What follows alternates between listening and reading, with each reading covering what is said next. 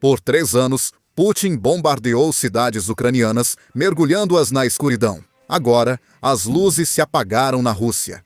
Em uma reviravolta impressionante, a guerra energética cruzou a fronteira, deixando a rica região de Belgrado congelando em temperaturas de 10 graus negativos.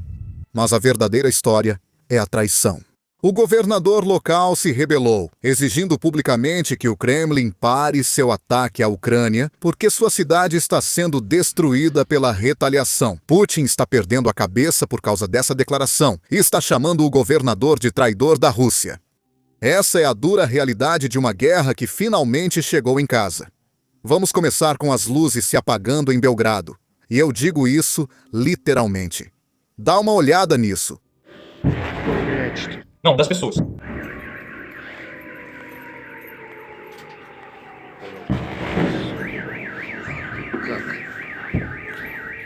Antes da guerra, Belgrado era uma das histórias de sucesso da Rússia. Tinha uma base industrial forte, um setor agrícola altamente produtivo. E como fica na fronteira com a Ucrânia e está sobre linhas ferroviárias que conectam a Rússia à Europa, era um centro estratégico de transporte e logística. As pessoas da região se beneficiavam de tudo isso porque tinham empregos bem remunerados, boa infraestrutura e melhores oportunidades econômicas do que se encontrava em outras regiões fora de Moscou.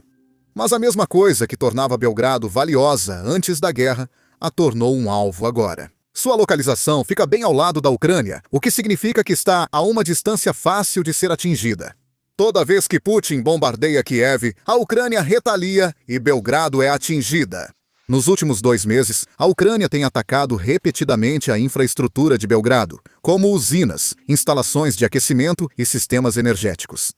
Milhões de pessoas na região estão sem energia, sem aquecimento. No meio do inverno, as temperaturas estão regularmente chegando a menos 10 graus Celsius ou cerca de 10 graus Fahrenheit, e as pessoas estão enfrentando apagões todos os dias. Veja como fica quando a energia acaba. A gente não está nem aí. Em alguns apartamentos, os radiadores, aquelas coisas que deveriam estar aquecendo o prédio, estão literalmente congelando. A água nos canos está virando gelo, e blogueiros locais estão postando vídeos dizendo que está tudo terrível e que é impossível viver assim. Resumindo, eu finalmente decidi fazer isso. Decidi parar de economizar comigo e passar a me presentear cuidando de mim. Comprei isso para mim, um aquecedor potente porque está um pouco frio. Senão ficaria ainda mais frio de alguma forma.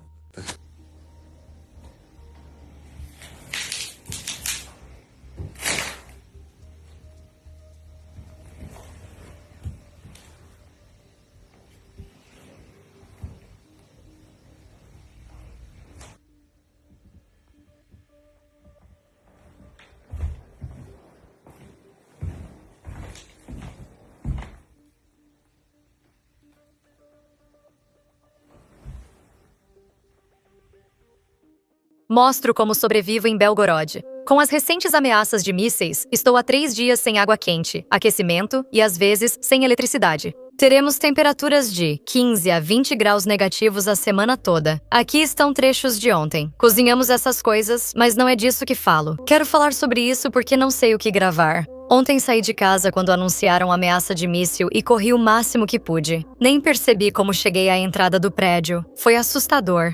Curiosamente, não nos colocam oficialmente no ensino à distância. Nossa universidade também está sem aquecimento. Por isso não publico vídeos ou vlogs de Belgorod. A situação está terrível e impossível de viver aqui. Por enquanto é isso. Espero entrar em contato em breve. Russos finalmente vivenciam o que ucranianos suportam há 4 anos. E o governador de Belgorod? Bem, ele não está culpando a Ucrânia. Ele está culpando Moscou. Veja o que ele disse publicamente. Depois dos detalhes. Após uma análise detalhada dos nossos engenheiros de aquecimento e energia sobre a destruição mais recente das nossas instalações de utilidade pública, entendemos que as casas em Belgorod conectadas ao aquecimento centralizado não receberão água quente até o final da temporada de aquecimento. Além disso, ele admitiu algo notável. A Ucrânia não está atacando Belgrado preventivamente. Eles estão atacando em retaliação após a Rússia atingir cidades ucranianas, como Kiev. Os ataques de Putin estão causando sofrimento ao seu próprio povo. No mesmo discurso, o governador pediu ao Kremlin que pare de atacar cidades ucranianas.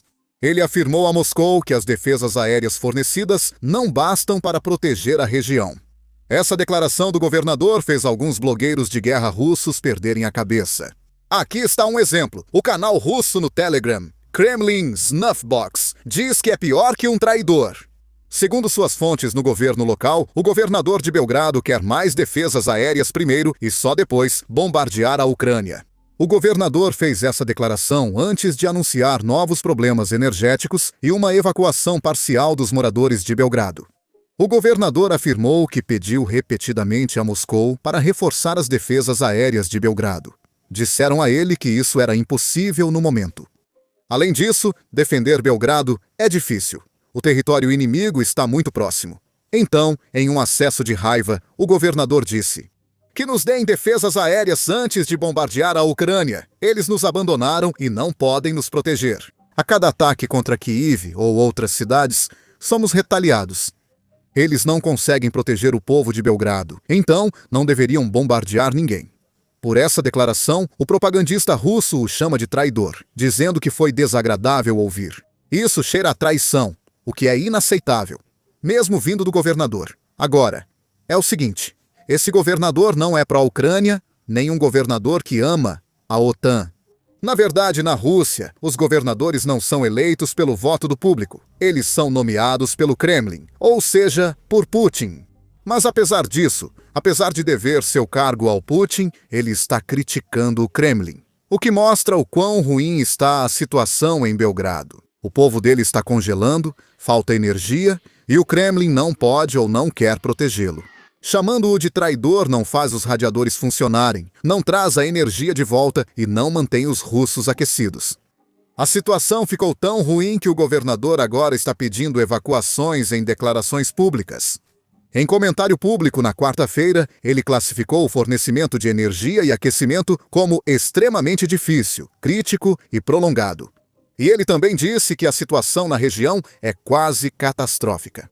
É por isso que ele está pedindo para que famílias com crianças evacuem para outras regiões o mais rápido possível e, se possível, está pedindo para que todos deixem a área. Pense no que isso significa. Por causa da guerra iniciada por Putin, cidades russas se tornam inabitáveis. Autoridades pedem que o povo fuja. E muitos russos comparam isso à Segunda Guerra Mundial e à invasão nazista. Famílias estão sendo forçadas a evacuar, cidades estão sob bombardeio e civis estão fugindo. Mas desta vez, eles não estão fugindo por causa de um invasor estrangeiro, eles estão fugindo por causa das consequências de uma decisão que Putin tomou. E adivinha? Belgrado é só o começo. É uma prévia do que vai acontecer se Putin não parar a guerra. A Ucrânia está ficando mais forte e a guerra energética está se espalhando para cada vez mais regiões. Por quê? Só na semana passada, enquanto a Ucrânia atacava usinas de energia de Belgrado, também começou a atingir locais de energia de Brian. E isso levou a apagões em muitos distritos ao redor da região. E então, justamente esta manhã, a guerra energética chegou a Sochi. Esta é uma importante cidade turística russa e é o local favorito de Putin no Mar Negro. Foi aqui que Putin construiu sua casa de bilhões de dólares, bem na costa do Mar Negro. A cidade deles foi atacada por drones por cerca de 3 horas só na noite passada. Com base nas imagens divulgadas pelos moradores locais, uma usina de aquecimento parece ter sido um dos alvos. A guerra está chegando em casa, e desta vez está chegando à cidade favorita dos oligarcas russos, da elite e dos altos funcionários. Apesar de tudo isso, a propaganda russa continua pedindo o extermínio de Putin. Eles não querem paz, eles querem rendição. Ouça este trecho da TV russa. Aquele homem fala sobre uma fórmula de paz para a Ucrânia. Como assim, fórmula de paz? Só existe uma fórmula de paz para a Ucrânia: a liquidação da Ucrânia como Estado. Essa é a única fórmula de paz que garante a paz naquela terra gloriosa e maravilhosa que um dia foi chamada de Ucrânia.